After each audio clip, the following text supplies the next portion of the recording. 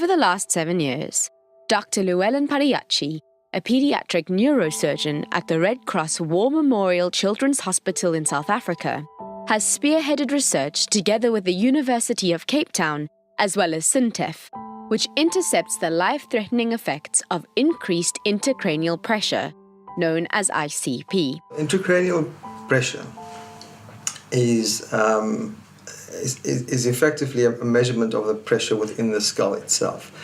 So the skull is a fixed bony cavity, and the volume of brain fluid and blood within this cavity needs to remain within a fixed ratio to maintain a homeostasis.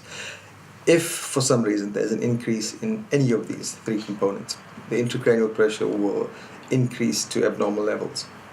And this is not sustainable, for very long without quite severe sequelae. In fact, it can actually become lethal. Dr. Padayachy's research was inspired by the case of Leeroy Brown. Leeroy Brown particularly has tracked the sort of evolution, if you like, of my career. He had a chest cold. So I took him to the doctor. The doctor asked me if there was anything else that I was worried about. And then I joked and I said, well, his head was growing faster than his body. Leeroy had a condition called hydrocephalus, and we put in multiple shunts and then realized we could use a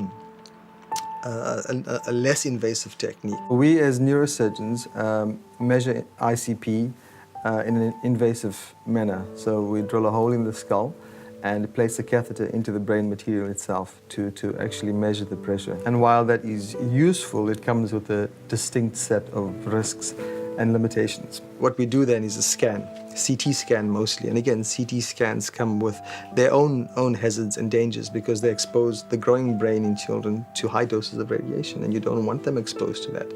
Ultrasound, if you compare it to CT scans or MRI scans, has virtually no side effects. So when parents bring their kids, the range of symptoms can be quite a spread. They could be quite subtle, things like headaches, nausea, loss of attention at school, loss of appetite. The pressure was high, but it was still manageable because he didn't have the symptoms, the vomiting or there were no symptoms besides the cough, the chestiness. So there were no symptoms that related to the hydrocephalus at all. The consistent theme here is the earlier we pick these symptoms up, the better. So the tool that we've developed uses ultrasound as an imaging modality because it's the most widely available tool at any level of healthcare, so specifically at a primary level healthcare. And we combine that with the principle of using the eye or the orbit as an access portal to the brain. And our tool then combines these two and measures the connection between the eye and the brain via the optic nerve sheath. And the standard way of doing this is taking a snapshot of this nerve sheath and measuring the diameter, which has been demonstrated as reasonably effective. So it correlates well. So the higher intracranial pressure goes, the wider the nerve sheath diameter. But the acquisition and the diagnostic accuracy are particularly limited. So our refinement on this existing technique uses a method of acquiring a video clip rather than a snapshot. And we analyze the motion of the nerve sheath over this 10-second video clip as a marker of the stiffness of the sheath itself. I've never ever heard of hydrocephalus in my life.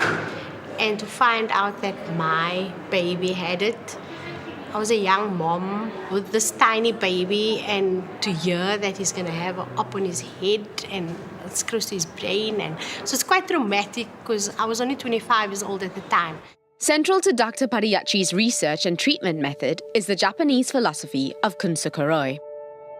It stems from a basic level of commitment and dedication displayed by Japanese potterers who fixed damaged pottery, but they showed such a level of dedication that they only used the finest quality gold and silver to fix these dishes.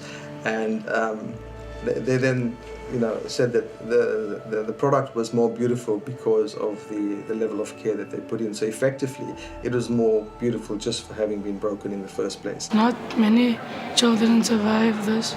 He made me like a normal child.